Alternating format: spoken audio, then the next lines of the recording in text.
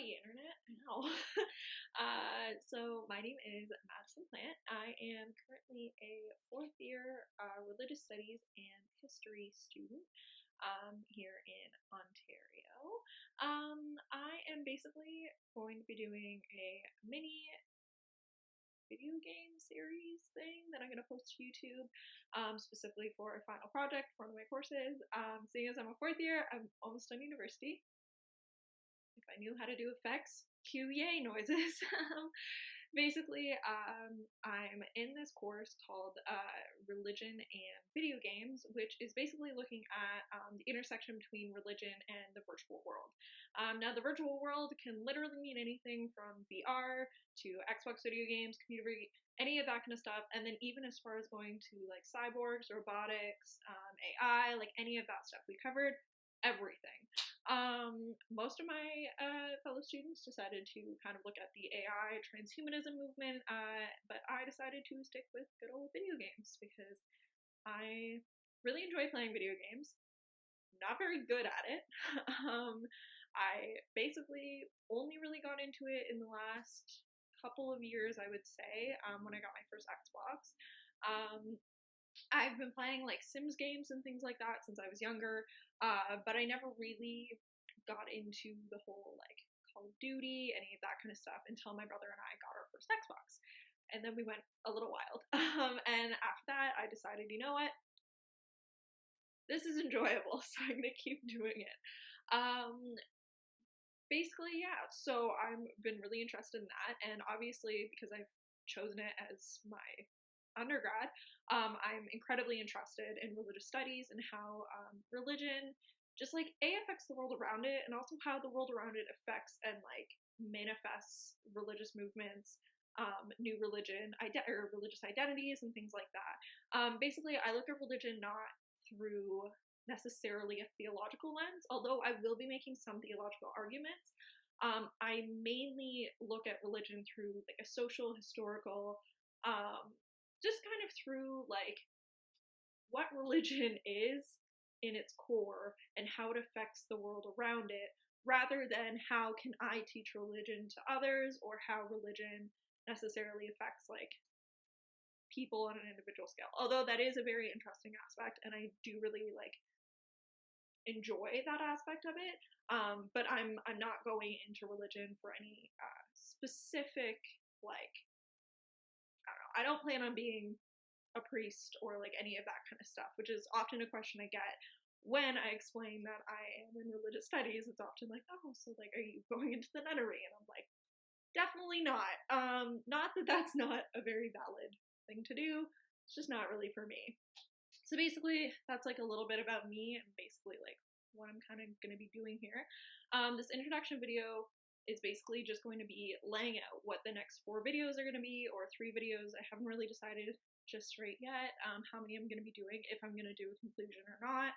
I do plan on doing an extra little video that's going to be kind of set aside. Obviously, you don't have to watch it to make sense of the rest of the video series. Video essay, I don't really know what to call this. It's just going to kind of be like an interesting thing. I really like the game Ark because it kind of resembles like my roots in like Sims and stuff like that, by just playing like just a random game where you run around and do all this stuff, but involves dinosaurs, which like who wouldn't? And I have a really interesting theory about the connection between like how Ark mimics like kind of this idea of like killing God, and I'm really interested in that. But I obviously am focusing on something completely different within this specific video series, so I'm not necessarily going to be talking about that aspect at all, but I might do another video just for fun. But to start off, I'm going to kind of be looking at 3 different video games that I've structured into 3 different categories, and then how they not necessarily mimic religious structures or necessarily have religion in them, but just how they kind of like A, compare to each other, B, compared to religious institutions, and then C, how each of them on their own stands up to scrutiny when it comes to critiques of their use of like women, because that's mainly what I'm going to be focusing on today, is the basically the like female aspect of video games, which I know is something that is like obviously brought up a lot, but I'm going to be doing it from a religious studies standpoint, which I'm hopefully will be a slightly different lens than how others have done it before. So basically, I will be working off the premise that female characters in video games are basically only used as a stepping stone for male grief turning into storylines. And so basically, like, I have like a thesis that I'm going to kind of be working off of, but because this isn't necessarily as like formal as a written essay or anything like that, I might like stray a little bit sometimes, but I'm still going to say the thesis and kind of discuss and break down what it means specifically, so that if I do mention any of the terminology or any of the premises connecting back to the thesis, you'll obviously know what I'm talking about.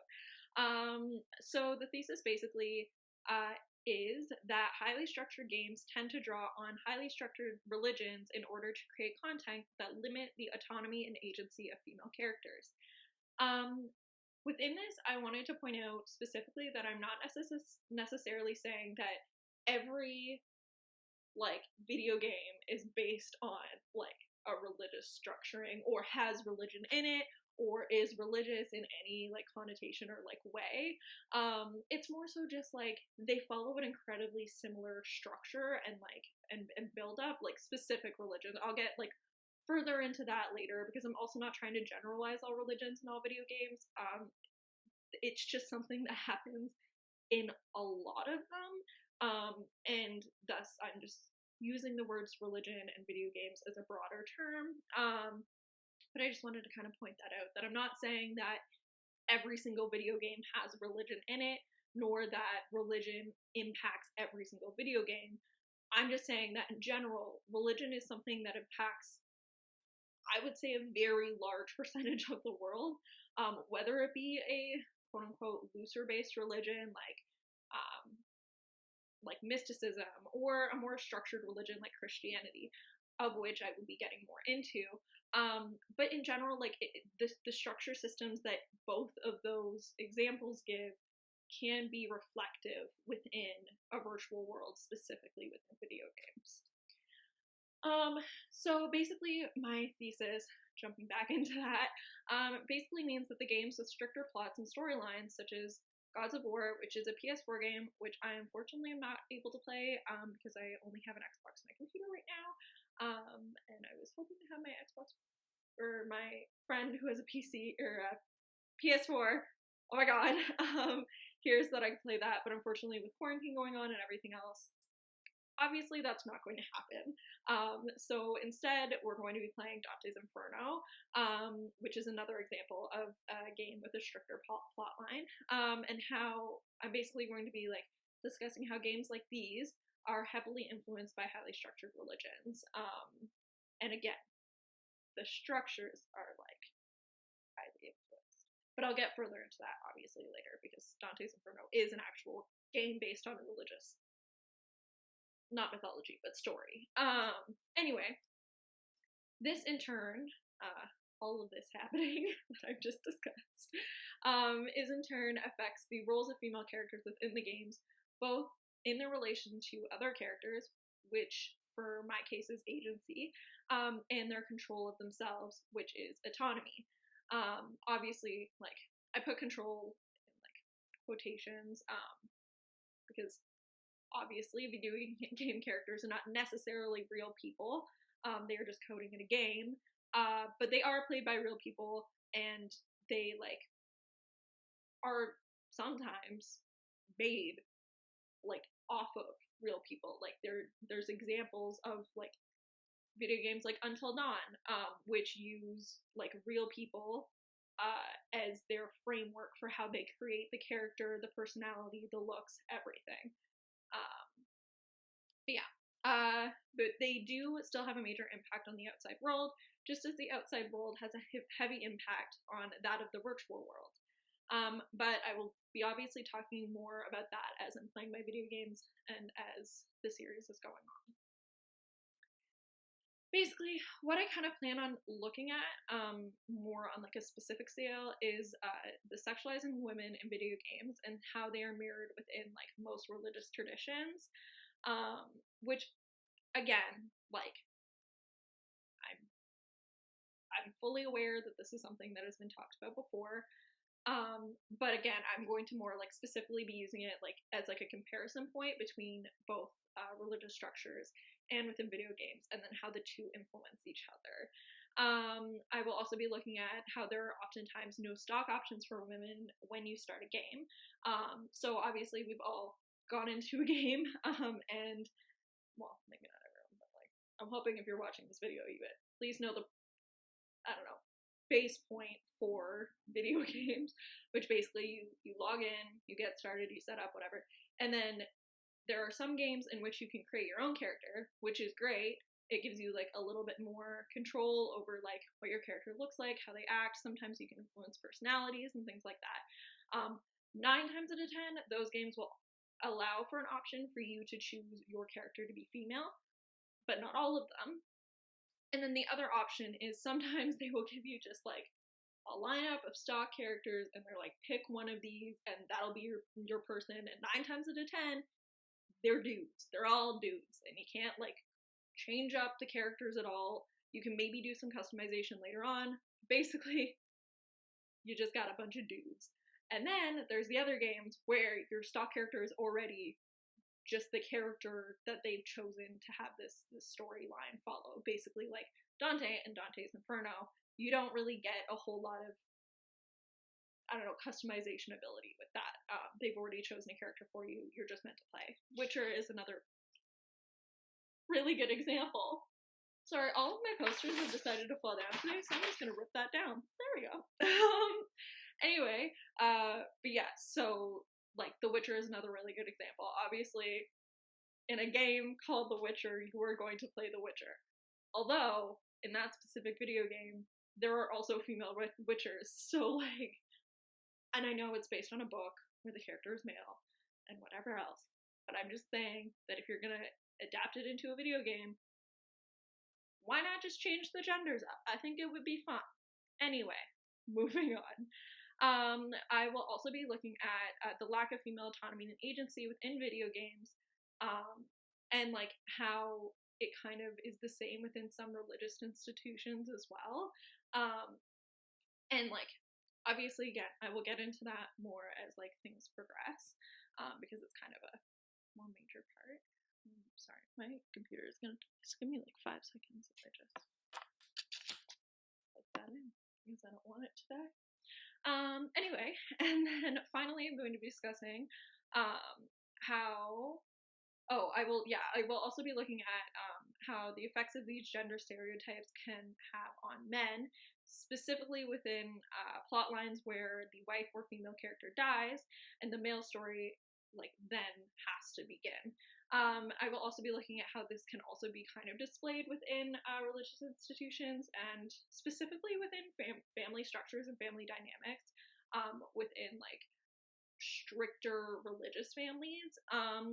These two are not going to necessarily be the same, but the idea that the female role influences the male role in what could arguably be like seen as in a negative way, for me kind of connects. I will obviously get more into that because I don't want to like spoil too much of it as I'm going on, but it basically basically having the female character die and then having this big strong man come in and now he has to kick ass and rule the world and stuff like that, like that can be detrimental to like how men then react in like a real world scenario. But again, I will talk about that later. Basically, I wanted to like finish off this little introduction video by kind of discussing like why these are important and kind of like what structures I will kind of be using to look at these future games so that I don't really have to explain them. As I'm going through, I can just be like, this terminology, and you'll know, oh, that thing that she mentioned randomly at the beginning in her introduction video. So basically, like, why this is important. Yes, sexualization has already been talked about. However, this does not make it any less important.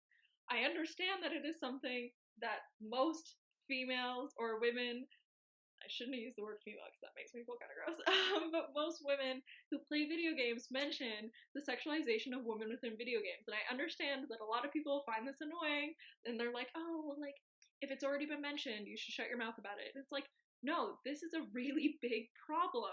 It's been mentioned so many times because it hasn't been fixed. The video games that have fixed them have either just taken out the female characters, which is the opposite of the point, or have just, like, I don't know, put them in a baggy dress. Like, it's like, there's no common middle ground, and they're also not consulting with women about it. Anyway, it's fine. I understand that it's frustrating to continue hearing about something that obviously hasn't been changing, and so it's almost like you just want to give up. That's not how things should be. Especially from the point of view of someone who's an academic. Like, you want to understand these things and, like, these processes that have led us to this point, and then maybe help fix them in some way. But obviously they're not getting fixed. Anyway, that's why I'm discussing sexuality in this. I wasn't going to originally, but it is a problem, and it's something that we have to discuss. Anyway, another thing that I kind of wanted to mention was the fact that, like, despite what many think that all gamers are men, and all these people who are playing video games are male, 46% of gamers in the US during 2019 were actually women. That's almost half of people buying video games and actively participating in gaming were women. You can't just, like, turn around and be like, oh, they were just buying the video games with their boyfriends. No, the people actively participating in the video games were women. And yet, we don't have any options for them to play women within these games. And, like, how hard is it to change, like, one small coding aspect in it to make the husband die and the woman be the one that has to avenge the world? I don't know much about, like, the creation of gaming, but I feel like that's not really a hard thing to do. I mean, if you have, like, billions of dollars and a whole fucking crew working on it, this is an academic thing and I just swear, but whatever, like, a whole crew working on it, you should be able to just make that small, like, coding difference. Anyway, it's fine. And I also wanted to point out that it's not like this is, like, the only year that the statistics have been high with women gaming. Women have been a large percentage of gaming since 2006. So that's been, like, what, 14 years, I think. I'm not a math person. So I think it's been around 14 years of women being a large percentage of the people playing the games. And yet we are still having the same problems we've always had. I feel like if we exist, we should be represented within games. Anyway, my other issue with this is that most video games that do have female stock characters are literally just geared towards women. And I'm gonna list some, like, the two examples that I use, yes, are, like, probably games that were, like, played by, like, younger people or teens and stuff like that. But that's where, like, the love of video games kind of starts, is when you're an adolescent or in your teens and you're bored and you have nothing to do and you don't have a job and you don't have these things. And so you just pick up a controller and start playing. And I'm like, these are the years that we are influencing girls and boys and, like, whatever, playing games. And so I'm like, to make the only games available for women, Bratz, the video game, and Real Housewives of whatever, that just shows that, like, the only games that we are allowed to play are about gossiping, boys, like, cheating, because I know that Real Housewives is a whole thing, like, things like that, or we have games targeted towards us about taking care of horses and puppies and all this other stuff, and it sucks, because what if boys want to take care of horses and puppies and koala bears and things?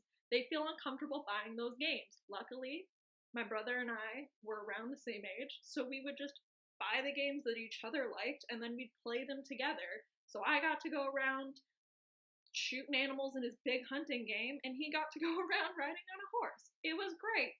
But the problem is that some people don't have that, and so a 14-year-old boy is not going to feel comfortable going in and buying My Little Pony stuff. I don't really think that's the right game that I'm thinking of, but you get the point. Like, gossiping is fun and all, but sometimes a girl just really wants to kill some zombies and have the option to be her own gender to do so.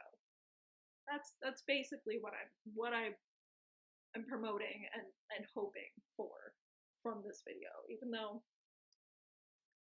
I'm just a fourth year university student. I'm not gonna fix the world, but that's the point. Anywho, the other thing I was gonna like finally just kind of like end this video off with, because I'm realizing that it's getting really long. I planned on it only being like a 10-minute quick video, but I got a little bit passionate there. I'm sorry, but here we be. The next thing I will be talking about are the like categorizations that I'm using. Basically, I'm going to be using this one theorist. His name is Roger. Oh, we'll call him Roger C, because I can't pronounce his last name despite the fact that my professor helped me try to pronounce it, and I looked it up on Google about 20 minutes ago.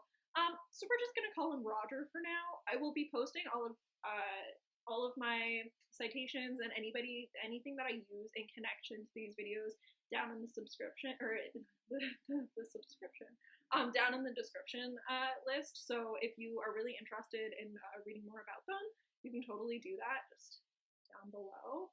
But anyway, he used this category of gaming where he basically like split up gaming into like 4 different categories. I'm only gonna really be using 2 of them because one of them is basically games with no rules, and the only game I was able to find of that was like this gnomic game, and it didn't really make any sense.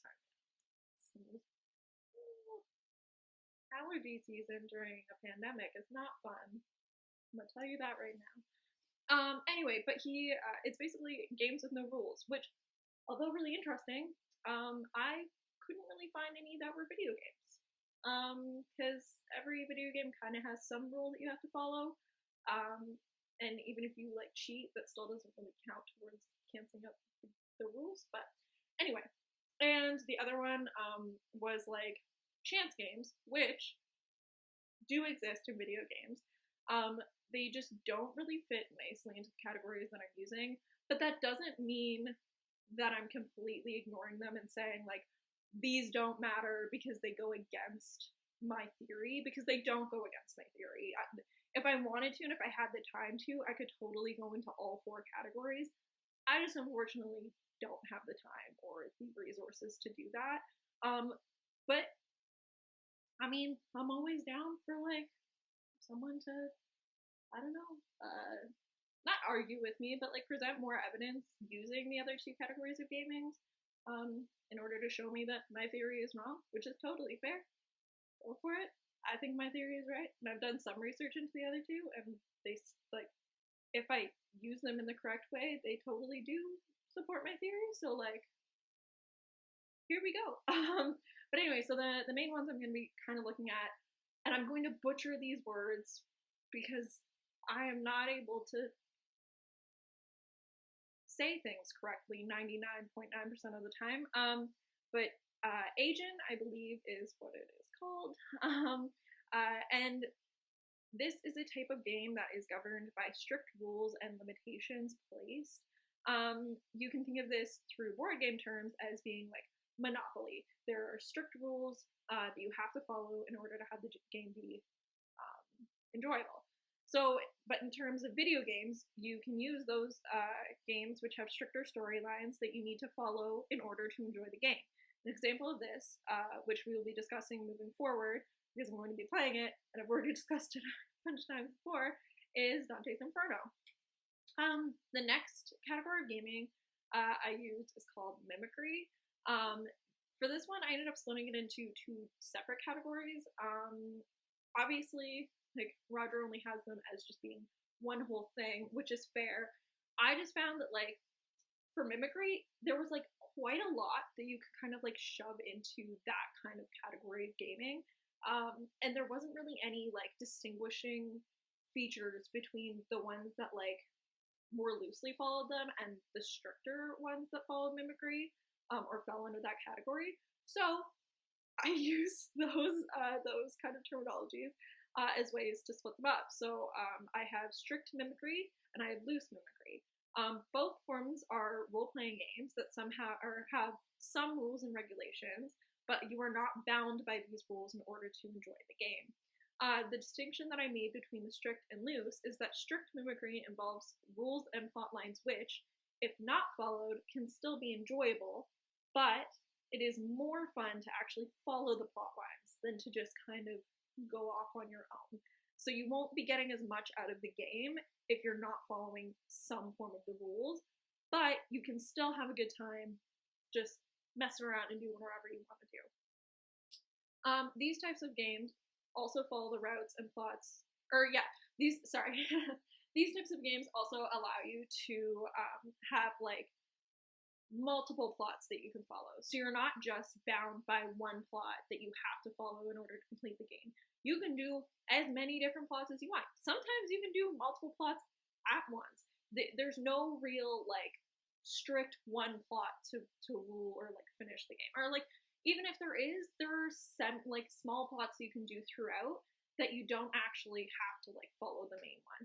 And like, yes, arguably some people would say like The Witcher has like mini quests that you can do throughout. And I'm like, yes, that like kind of follows the same aspect that I'm talking about, but like quests are different than plot lines for me. Just in the fact that like quests are things that you do to gain experience or gain things. So like if you're going to like kill a monster in The Witcher and you get coins from a villager in order to then pay for the inn that you have to stay at in order to press the main plot of the game. I feel like that's different from having a full plot line where you can fully become a different character in the game. So the example that I used for this one is Oblivion. Yes, there is, depending on who you ask, there is a single plot line of which you're following in order to, I think it's like become the greatest knight or something. I decided to follow one of the random plots in my personal gaming and what I'm going to be showing. But there's like so many other plots that you can follow that you can use to maybe not complete the game, but like just like have fun with the game. And yes, you can just like forego all the plots and just wander around the world and do whatever you want. But like it's not nearly as fun and like just complete random quests. For me, it's just not nearly as fun or enjoyable as if you actually choose a plot to go about. Like there's the Dark Brotherhood plot, there's the Thieves Guild plot, there's the like just regular one where you're trying to find the king or the prince or whatever, and like there's just so many different things that you can do while you're a part of this. You can either be a hero or a villain or like be a villainous hero. There's so many different options, and for me that's what distinguishes like this type of gaming from like an aging. Like I said, all my posters are just falling everywhere, but here we are. That's the difference between like an aging game and a strict mimicry game. Finally, I'm going to kind of be talking about like the second category of gaming that I created, which was loose mimicry gaming.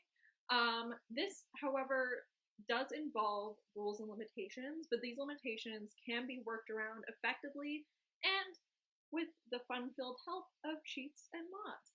And yes, technically you can cheat and mod literally any game that you want, and it will make it very interesting. I've seen some cheats and mods that have turned monsters in specific games into like Thomas the Tank engines, and it like totally messes up the game, but it makes it like so much more fun in just such a goofy way. And yes, that can be done to any game.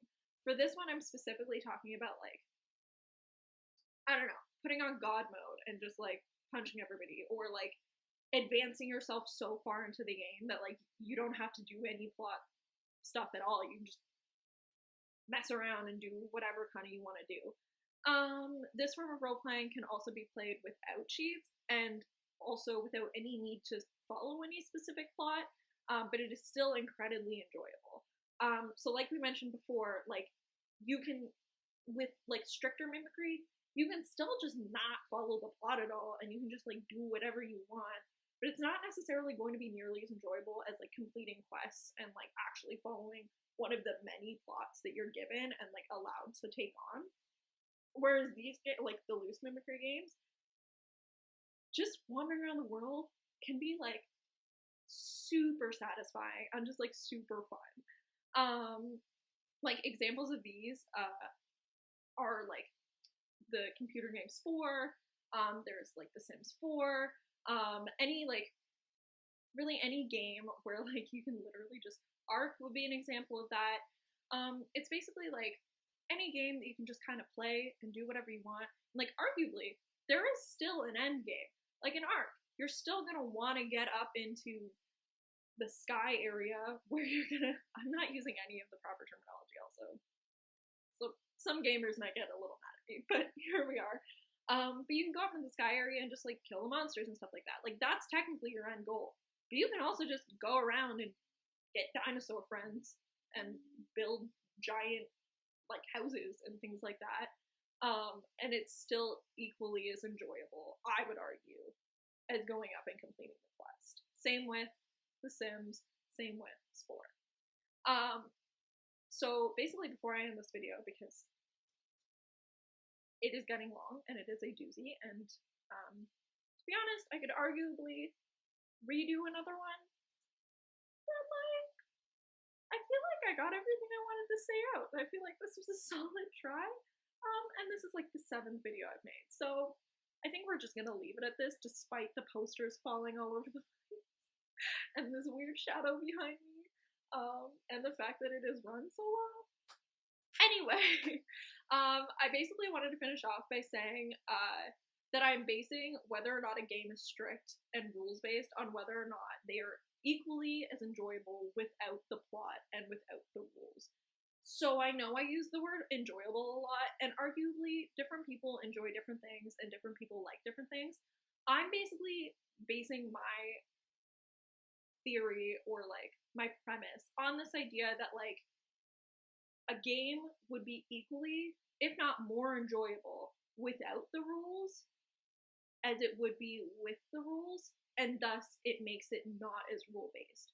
Like Witcher could arguably be, if you took out all of the rules and just made it like crazy, have whatever, could arguably be fairly fun, which is why I kind of put it closer into the mimicry category than I would into the strict rules category. But games like Dante's Inferno, where like, yes, you're killing demons and stuff like that, but your whole like plot point, the whole reason you're doing that is to save your dead wife. Like, I feel like if the rules were taken out of that and you had no storyline to necessarily follow and you just wander around and do whatever you want, like, I feel like it just wouldn't have the same, like, it wouldn't be able to be played the same way, and it wouldn't be as fun, because the whole reason that you're doing that is to get through like the 7 layers of hell, and like you want to like save your wife and stuff. Like, I'm like, how would you get to the other layers of hell if you weren't following the plot and following the rules and things like that? Like, that, it just, for me, wouldn't be as enjoyable. And that's basically what I'm kind of basing this whole idea of like stricter versus like less limitation games. But anyway, yeah, so that's the conclusion to my introduction. I'm sorry it's incredibly long. I'm going to be trying to keep the rest of the videos down to about 15 to 20 minutes, which means that I might end up having to leave some things out in comparison to what I wanted to say, but I'm going to try and get as much of my plot. Now I'm talking in video game terms. I'm going to try and get as much of my theory into it as possible. The first game I will be talking about is Dante's Inferno. We will then be moving on to Oblivion, and then finally, my final game will end up being, I'm fairly certain, just Spore, because I'm really fascinated by specifically the civilization part of Spore, which if you've never played, because it's kind of a weird game, there's like, I don't know, so many options to do like the most random things, and they're like really fun, and so I'm gonna like kind of like talk about that. And obviously this introduction didn't necessarily go too much into the religion aspect of it, but I'm gonna be trying to do that as things are progressing as well. Anyway, thank you for sticking around for this long. I'm so surprised that this was 35 minutes.